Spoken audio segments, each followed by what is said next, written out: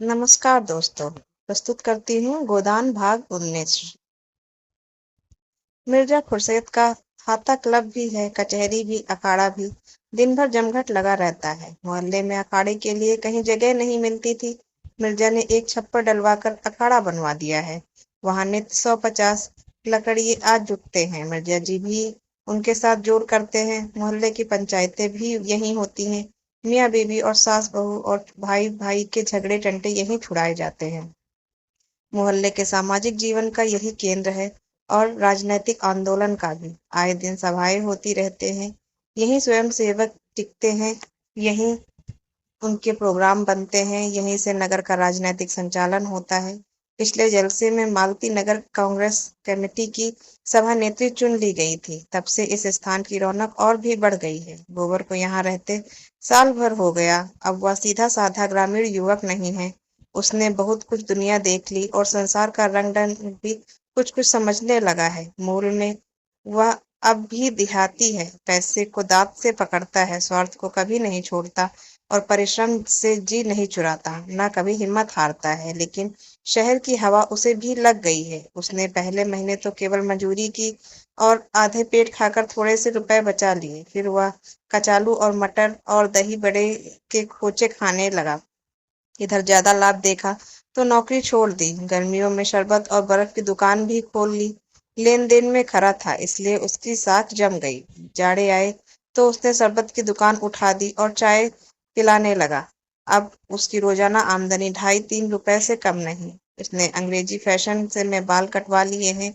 महीन धोती और पंप शू पहनता है। एक लाल ऊनी चादर खरीद ली और पान सिगरेट का शौकीन हो गया है। सभाओं में आने जाने से उसे कुछ कुछ राजनीतिक ज्ञान भी हो चला है। राष्ट्र और वर्ग का अर्थ समझने लगा है। सामाजिक रूढ़ियों की प्रतिष्ठा और लोक निंदा का भय अब उसमें बहुत कम रह गया है। आए दिन की पंचायतों ने उसे निसंकोच बना दिया है। जिस बात के पीछे वह यहाँ घर से दूर मुंह छिपाए पड़ा हुआ है, उसी तरह की बल्कि उससे भी कहीं निंदास्पद बातें यहाँ नित्य हुआ करती हैं, और कोई भागता नहीं।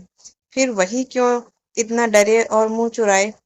इतने दिन में उसने एक पैसा भी घर नहीं भेजा था। वह माता पिता को रुपए पैसे के मामले में इतना चतुर नहीं समझता। वे लोग तो रुपए पाते ही आकाश में उड़ने लगेंगे। दादा तो तुरंत गया करने की और अम्मा को गहने बनवाने की धुन सवार हो जाएगी। ऐसे व्यर्थ के कामों के लिए उसके पास रुपए नहीं है। अब वह छोटा मोटा महाजन है। पड़ोस के इक्के वालों, गाड़ी वालों और धोबियों को सूद पर रुपए उधार देता है। इस 10-11 महीने में ही उसने अपनी मेहनत और किफायत और पुरुषार्थ से अपना स्थान बना लिया है, और अब दुनिया को यहीं लाकर रखने की बात सोच रहा है। तीसरे पहर का समय है। वह सड़क के नल पर नहा कर आया है और शाम के लिए आलू उबाल रहा है कि मिर्जा खुर्शीद आकर द्वार पर खड़े हो गए। गोबर अब उनका नौकर नहीं है, पर अदब उसी तरह करता है और उनके लिए जान देने को तैयार रहता है। द्वार पर जाकर पूछा, क्या हुक्म है सरकार? मिर्जा ने खड़े खड़े कहा, तुम्हें पास कुछ रुपए हो तो दे दो। आज 3 दिन से बोतल खाली पड़ी हुई है। जी बहुत बेचैन हो रहा है। गोबर ने इससे पहले भी 2-3 बार मिर्जा जी को रुपए दिए थे, पर अब वह तक वसूल ना कर सका था। तकाजा करने से डरता था और मिर्जा जी रुपए लेकर देना ना जानते थे। उनके हाथ में रुपए टिकते ही ना थे। इधर आए उधर गायब। यह तो ना कहा सका मैं रुपए ना दूंगा, या मेरे पास रुपए नहीं है। शराब की निंदा करने लगा। आप इसे छोड़ क्यों नहीं देते सरकार? क्या इसके पीने से कुछ फायदा होता है? मिर्जा जी ने कोठरी के अंदर खाट पर बैठते हुए कहा, तुम समझते हो मैं छोड़ना नहीं चाहता और शौक से पीता हूँ। मैं इसके बगैर जिंदा नहीं रह सकता। तुम अपने रुपए के लिए ना डरो, मैं एक एक कौड़ी अदा कर दूंगा। गोबर अविचलित रहा। मैं सच कहता हूँ मालिक, मेरे पास इस समय रुपए होते तो आपसे इनकार करता? 2 रुपए भी नहीं दे सकते? इस समय तो नहीं है। मेरी अंगूठी गिरो रख लो। गोबर का मन ललचा उठा, मगर बात कैसे बदले। बोला, यह आप क्या कहते हैं मालिक? रुपए होते तो आपको दे देता। अंगूठी की कौन बात थी? मिर्जा ने अपने स्वर में बड़ा दीन आग्रह भरकर कहा, मैं फिर तुमसे कभी ना मांगूंगा गोबर। मुझसे खड़ा नहीं हुआ जा रहा है। इस शराब की बदौलत मैंने लाखों की हैसियत बिगाड़ दी और भिखारी हो गया। अब मुझे भी जिद पड़ गई है कि चाहे भीख ही मांगनी पड़े, इसे छोड़ूंगा नहीं। जब गोबर ने अब की बार इनकार किया तो मिर्जा साहब निराश होकर चले गए। शहर में उनके हजारों मिलने वाले थे, कितने ही उनकी बदौलत बन गए थे, कितने ही को गाढ़े समय पर मदद की थी, पर ऐसे से वह मिलना भी ना पसंद करते थे। उन्हें ऐसे हजारों लटके मालूम थे जिससे वह समय समय पर रुपए के ढेर लगा देते थे, पर पैसे की उनकी निगाह में कोई कद्र ना थी। उनके हाथ में रुपए जैसे काटते थे, किसी न किसी बहाने उड़ाकर ही उनका चित्त शांत होता था। गोबर आलू छीलने लगा। साल भर के अंदर ही वह इतना काइया हो गया था और पैसे जोड़ने में इतना कुशल कि अचरज होता था। जिस कोठरी में वह रहता है वह मिर्जा साहब ने दी है। इस कोठरी और बरामदे का किराया बड़ी आसानी से 5 रुपए मिल सकता है। गोबर लगभग साल भर से उसमें रहता है, लेकिन मिर्जा ने न कभी किराया मांगा न उसने दिया। उन्हें शायद ख्याल भी न था कि इस कोठरी का कुछ किराया भी मिल सकता है। थोड़ी देर में एक इक्के वाला रुपए मांगने आया। अलादीन नाम था, सिर घुटा हुआ, खिचड़ी दाढ़ी और काना। उसकी लड़की विदा हो रही थी। 5 रुपए की उसे बड़ी जरूरत थी। गोबर ने 1 आना रुपया सूद पर रुपए दे दिए। अलादीन ने धन्यवाद देते हुए कहा, भैया अब बाल बच्चे को बुला लो, कब तक हाथ से ठोकते रहोगे। गोबर ने शहर के खर्च का रोना रोया। थोड़ा आमदनी में गृहस्थी कैसे चलेगी।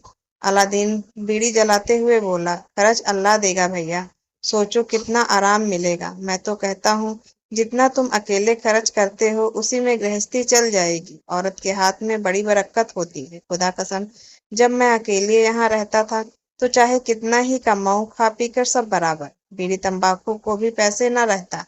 उस पर हैरानी, थके मांदे आओ तो घोड़े को खिलाओ और टहलाओ, फिर नानबाई की दुकान पर दौड़ो। नाक में दम आ गया। जब से घरवाली आ गई है उसकी कमाई में उसकी रोटियां भी निकल आती हैं और आराम भी मिलता है। आखिर आदमी आराम के लिए ही तो कमाता है। जब जान खपाकर भी आराम ना मिला तो जिंदगी की गारत हो गई। मैं तो कहता हूँ तुम्हारी कमाई बढ़ जाएगी भैया। कितनी देर में आलू और मटर उबालते हो उतनी देर में 2-4 प्याले चाय बेच लोगे।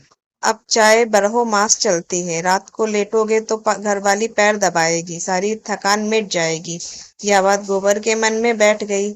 जी उचाट हो गया। अब तो वह दुनिया को लाकर ही रहेगा। आलू चूल्हे पर चढ़े रह गए और उसने घर चलने की तैयारी कर दी, मगर याद आया कि होली आ रही है, इसलिए होली का सामान भी लेता चले। कृषण लोगों में उत्सव पर दिल खोलकर खर्च करने की जो एक प्रवृत्ति होती है वह उसमें भी सजग हो गई। आखिर इस दिन के लिए तो कौड़ी कौड़ी जोड़ रहा था। वह माँ बहन और धुनिया के लिए एक एक जोड़ी साड़ी ले जाएगा, होरी के लिए एक धोती और एक चादर, सोना के लिए तेल की शीशी ले जाएगा और एक जोड़ा चप्पल, रूपा के लिए जापानी चूड़ियां और झुनिया के लिए एक पिटारी जिसमें तेल सिंदूर और आईना होगा। बच्चे के लिए टोप और फ्रॉक जो बाजार में बना बनाया मिलता है। उसने रुपए निकाले और बाजार चला। दोपहर तक सारी चीजें आ गई, बिस्तर भी बंध गया। मोहल्ले वालों को खबर हो गई गोबर घर जा रहा है। कई मर्द औरतें उसे विदा करने आए। गोबर ने उन्हें अपना घर सौंपते हुए कहा, तुम्ही लोगों पर छोड़े जाता हूँ। भगवान ने चाहा तो होली के दूसरे दिन लौटूंगा। एक युवती ने मुस्कुराकर कहा, मेहरिया को बिना लिए ना आना, नहीं घर में ना घुसने पाओगे। दूसरी पौड़ा ने शिक्षा दी, हाँ और क्या, बहुत दिनों तक चूल्हा फूंक चुके, ठिकाने से रोटी तो मिलेगी। गोबर ने सबको राम राम किया। हिंदू भी थे, मुसलमान भी थे, सभी के मित्र भाव था। सब एक दूसरे के दुख दर्द के साथी। रोजा रखने वाले रोजा रखते थे, एकादशी रखने वाले एकादशी। कभी कभी विनोद भाव से एक दूसरे पर छींटे भी उड़ा लेते थे। गोबर अलादीन की नमाज को उठा बैठी कहता। अलादीन पीपल के नीचे स्थापित सैकड़ों छोटे छोटे शिवलिंग को बटखरे बनाता, लेकिन सांप्रदायिक द्वेष का नाम भी ना था। गोबर घर जा रहा था। सब उसे हंसी खुशी विदा करना चाहते थे। इतने में भूरे इक्का लेकर आ गया। अभी दिन भर का धावा मारकर आया था। खबर मिली गोबर घर जा रहा है, वैसे ही इक्का इधर फेर दिया। घोड़े ने आपत्ति की, उसे कई चाबुक लगाए। गोबर में एके पर सामान रखा। इक्का बढ़ा। पहुंचाने वाले गाड़ी के मोड़ तक पहुंचाने आए। तब गोबर ने सबको राम राम किया और एके पर बैठ गया। सड़क पर इक्का सरपट दौड़ा जा रहा था। गोबर घर जाने की खुशी में मस्त था। भूरे उसे घर पहुंचाने की खुशी में मस्त था और घोड़ा था पानीदार घोड़ा चला जा रहा था। बात की बात में स्टेशन आ गया। गोबर ने प्रसन्न होकर 1 रुपया कमरे से निकाल कर भूरे की तरफ बढ़ा दिया। लो, घरवाली के लिए मिठाई लेते जाना। भूरे ने कृतज्ञता भरे तिरस्कार से उसकी ओर देखा। तुम मुझे गैर समझते हो भैया। एक दिन जरा एके पर बैठ गए तो मैं तुमसे इनाम लूंगा। जहां तुम्हारा पसीना गिरे वहां खून गिराने को तैयार हूँ। इतना छोटा दिल नहीं पाया है। और ले भी लूं तो घरवाली मुझे जीते जी ना छोड़ेगी। गोबर ने फिर कुछ न कहा। लज्जित होकर अपना असबाब उतारा और टिकट लेने चल दिया। इसी के साथ गोदान का भाग 19 समाप्त होता है। फिर मिलेंगे भाग 20 के साथ। तब तक के लिए शुभ रात्रि। धन्यवाद।